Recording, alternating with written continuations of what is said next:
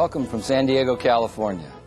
We are reaching you in English, Spanish, and Portuguese, live through a unique and complex international telecommunications network via satellite, microwave, and cable. This program brings together distinguished organizations representing education, business, and government in more than a dozen countries in the Americas and Europe. During this video conference, we will examine intergenerational dynamics, its impact on productivity and markets. This is the 7th video conference of the year 2000 series entitled Excellence with a Global Flair. I'm Richard Page of the Page Firm, a law firm specializing in international business litigation, arbitration, and mediation, and your moderator for today's program. As adults work longer, baby boomers reinvent themselves, and Xers innovate, a new workplace and productive environment is evolving, led by demographic trends in these age groups. Advances in technology and globalization are shaping these demographic trends, and we see Generation Xers, baby boomers, and older adults working together in environments usually not designed for this diversity in age. It's therefore important for organizations to be aware of these developments and to design their work processes to this age diversity in order to stay competitive and to tailor their products and services to appeal to intergenerational groups and broader demographic sectors. During this video conference, we will look at some of the identifying characteristics of today's generations and focus on how to recognize and manage the complexities brought about by the contrasting attitudes and values of different age groups as a key element for productivity and growth in education, business, and government. To help us understand the issues related to intergenerational dynamics, we are most fortunate to have back with us Susan Mitchell. Susan is one of the foremost writers, authors, and lecturers specializing in demographics, social, and consumer trends, and generational issues. Her articles have appeared in numerous publications, and she is frequently cited as a trend expert in national media, including Time Magazine, the New York Times, the Wall Street Journal, USA Today, and the Los Angeles Times. She has appeared on the Today Show, MSNBC, Fox Network News, and Oprah to discuss the baby boom and generational issues. Susan is the author of several demographic reference books, including American Attitudes, now in its 2nd edition, and Generation X, the Young Adult Market. Her most recent book, American Generations, examines the demographics of the 5 living generations. Susan's writings have been featured in American Demographics, where she once held the position of contributing editor. She was also the editor of the Boomer Report, a newsletter tracking the baby boom generation. She holds a degree in psychology from the University of Wisconsin. Welcome, Susan. It's good to have you back with us again. Hi. Let me start by asking a question. When you look at the different generations in order to study identifying characteristics, do you find some consistent development pattern, such as an aptitude for technology, levels of formal theoretical education, and individualism? Or are there no consistent patterns in development between generations? Finally, what are the implications for organizations and for productivity? There are, in fact, some really distinct, consistent patterns. They're quite striking. Sometimes it's a 10-year age span that will show dramatic differences from the older and younger groups around them. The reason for this is the pace of change and rapidly changing technologies that are creating new environments in which people come of age or grow up. And this gives each new generation very distinct characteristics. For organizations, this means that productivity depends on managing to the strengths of each individual different generation, as well as understanding and working to overcome each of their weaknesses.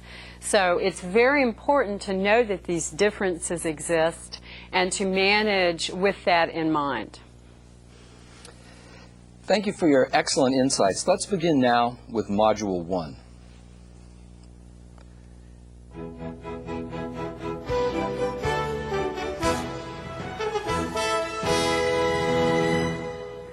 Thank you. Let's begin by examining the concept of generations.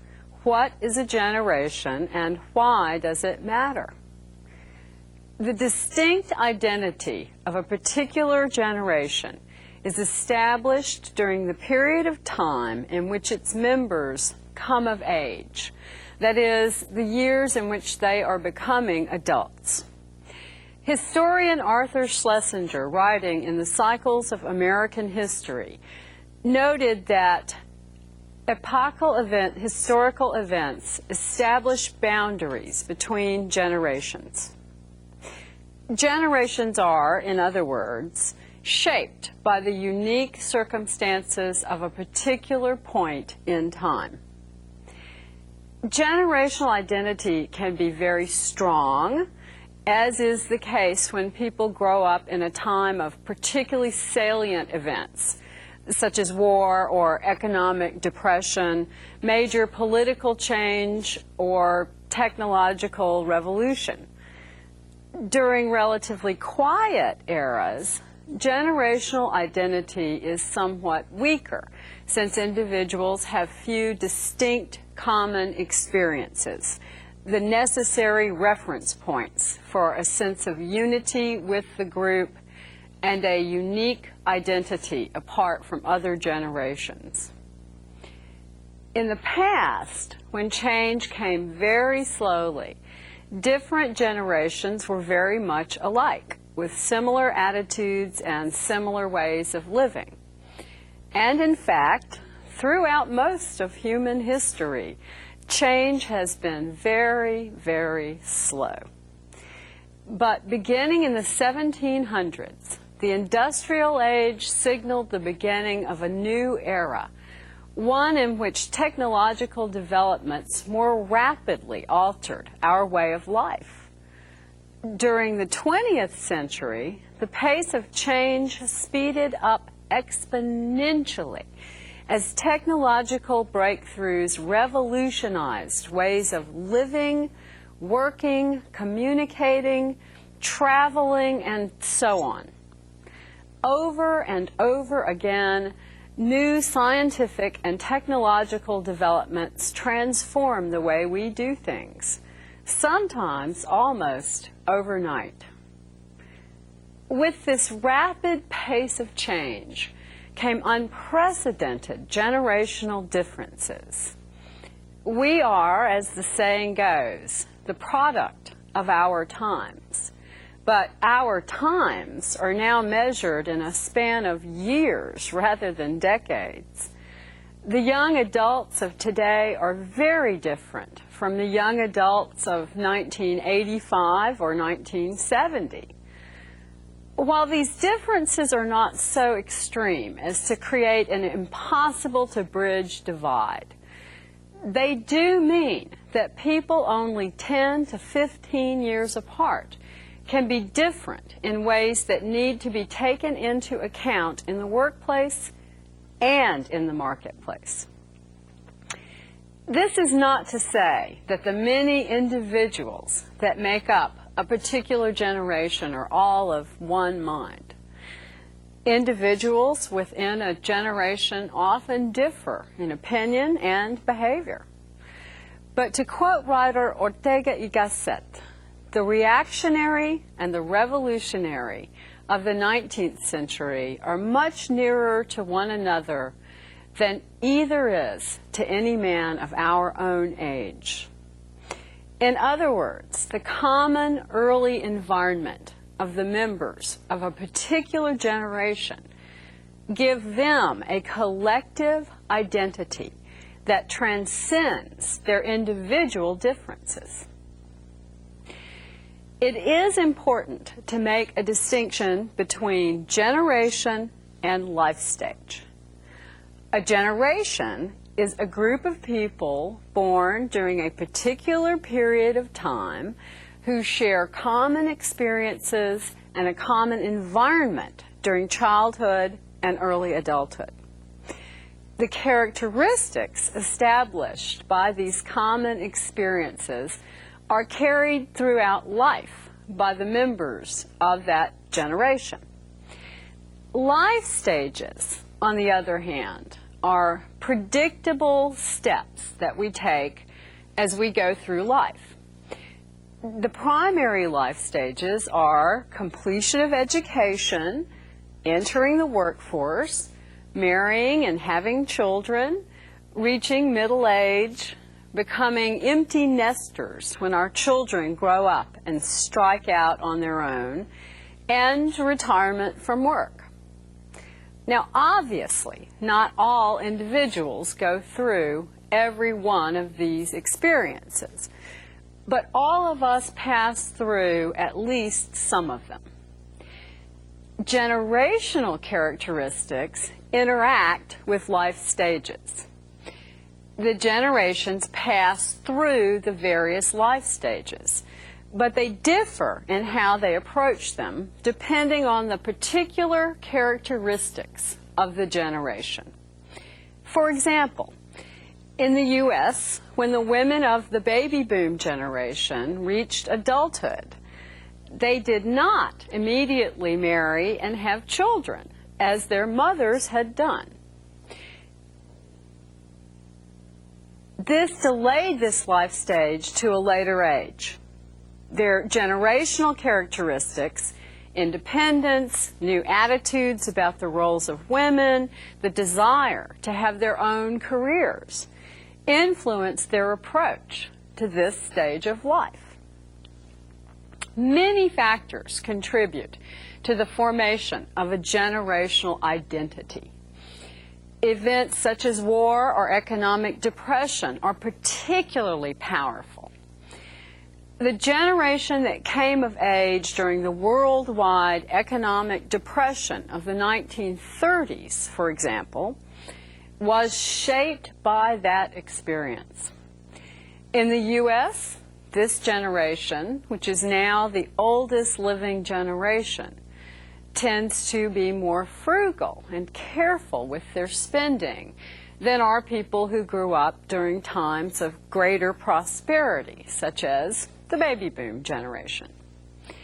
Major political change can also shape a generation. The young adults of the former communist states of Europe came of age during the post-communist era, and consequently, their attitudes about government, the economy, and business differ sharply from older generations. Technological change has had a profound influence on society, but its impact on generations has not been uniform. People who are in their 20s today grew up with technologies that had hardly been dreamed of when today's seniors were growing up.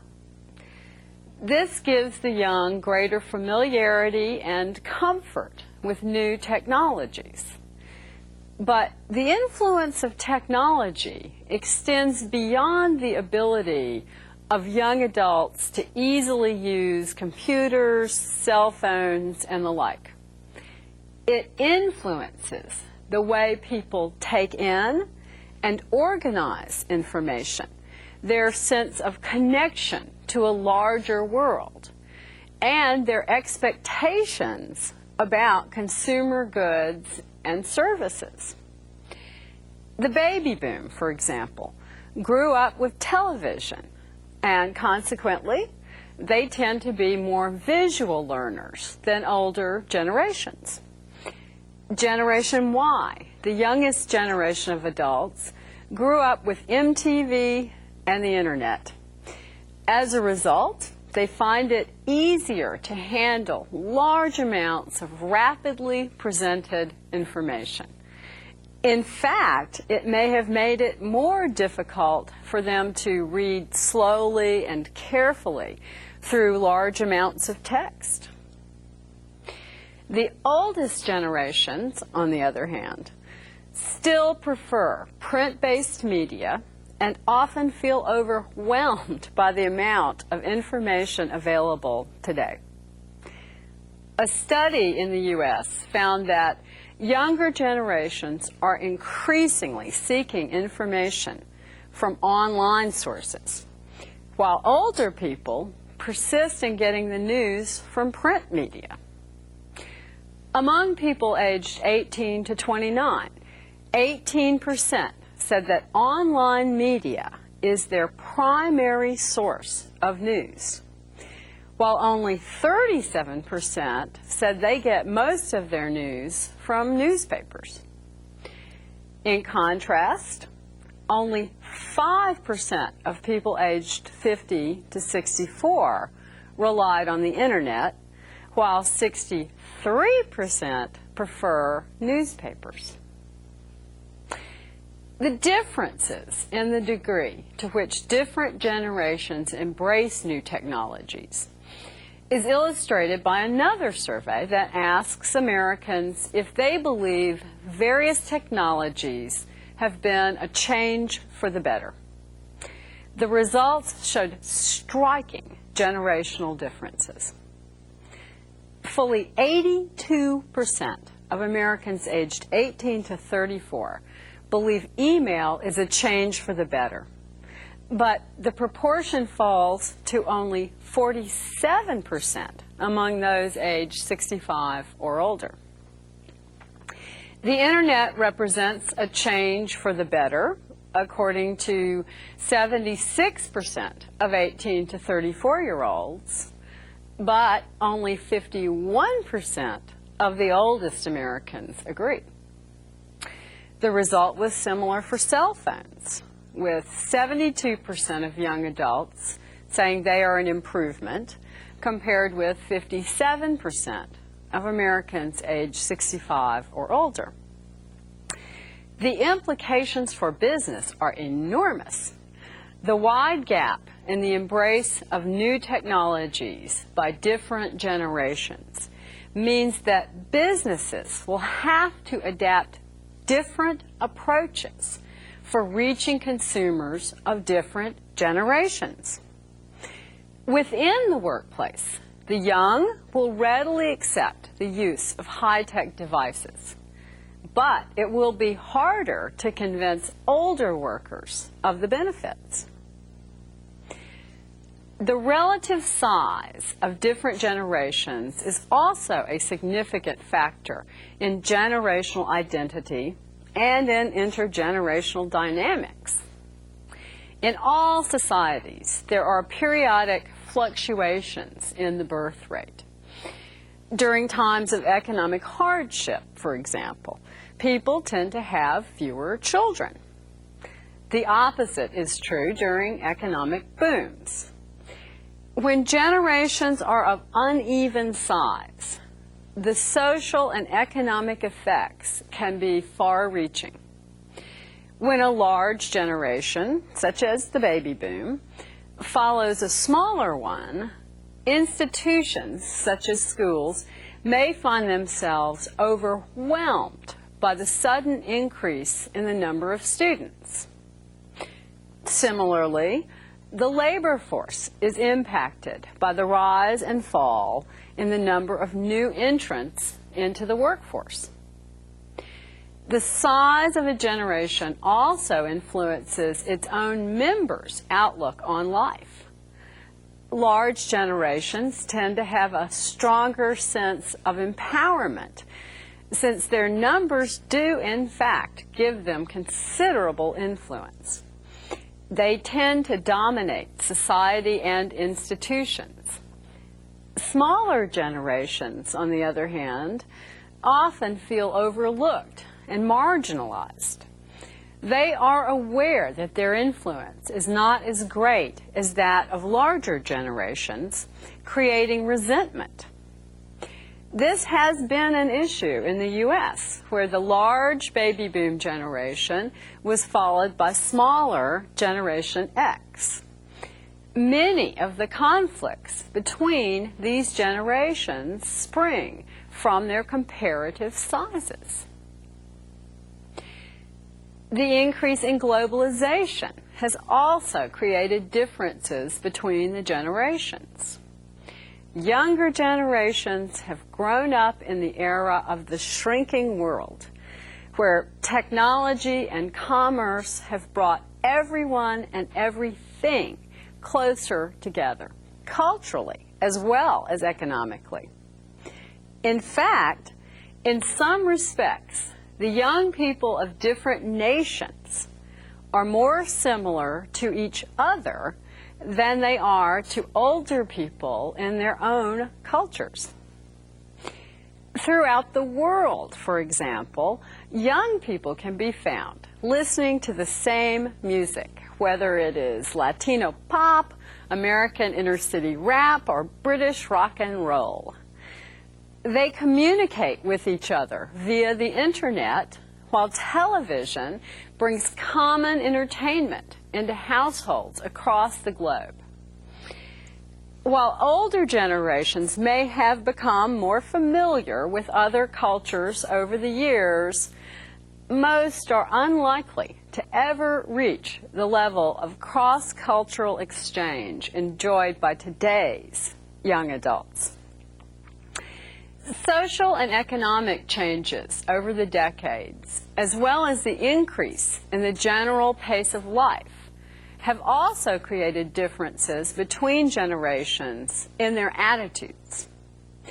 Younger people have grown up with individualism, customization, and choice, while older generations tend to value conformity and community and are prone to be overwhelmed by too many choices. The flood of consumer goods that is making its way around the world is creating younger generations that are more consumerist. In contrast, older people tend to be more frugal, buying fewer things and making them last a long time. One social change that is extremely important is a trend toward increasing educational attainment. Although the average level of education often varies among nations, in most countries today, efforts are underway to ensure that young people get as much education as possible. One byproduct of higher education among the young is a tendency to question authority. In the U.S., this trend has reached high levels. American seniors tend to be very deferential toward authority, accepting their direction without question. But baby boomers and younger generations are much less inclined to simply do what they are told by authority figures. They want the opportunity to raise questions and make their own decisions. It is important to recognize that managed properly, the differences between generations can be an asset to an organization. The first step in managing a multi-generational workplace is to recognize and accept these differences. Rather than trying to get all of the workforce to adopt a similar outlook and way of working, you might, for example, combine the different strengths of the generations in working groups, bringing many different views into play. If this is done in an environment that rewards cooperation and discourages conflict, the result can be new innovations balanced by experience.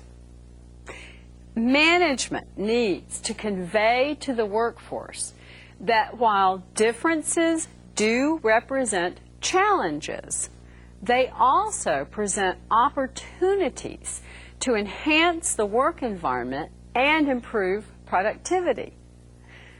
Discussion about the work styles, opinions, skills, and experience that different generations bring to the workplace can lead to better cross-generational understanding and communications.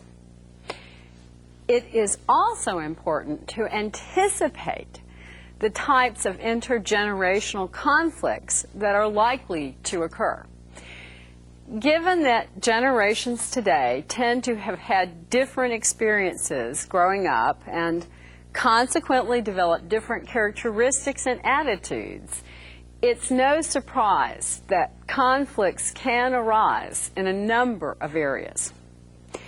Everyone would agree that technology has significantly changed the workplace.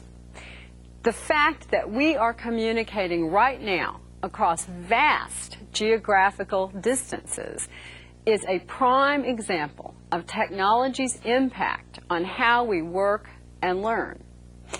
As I've already noted, generations that grew up with computing technology have an advantage over those that did not. In the workplace, this can translate into impatience with older workers who are slower to learn how to use high-tech tools. Young people's greater familiarity and comfort with new technologies has also turned upside down the traditional workplace paradigm, where it is the older workers who teach the young. It can be difficult for older workers to accept instruction from someone many years their junior and who they often outrank.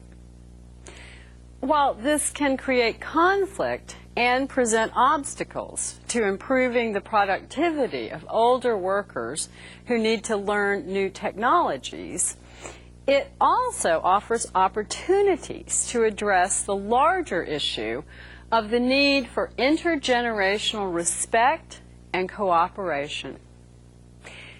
Eagerness and impatience are characteristics of young adults, regardless of what generation they belong to. But as the world has become much more fast-paced, young people have become ever more eager and impatient to make their mark on the work world. This often leads to one of the most common complaints that older managers have about younger workers.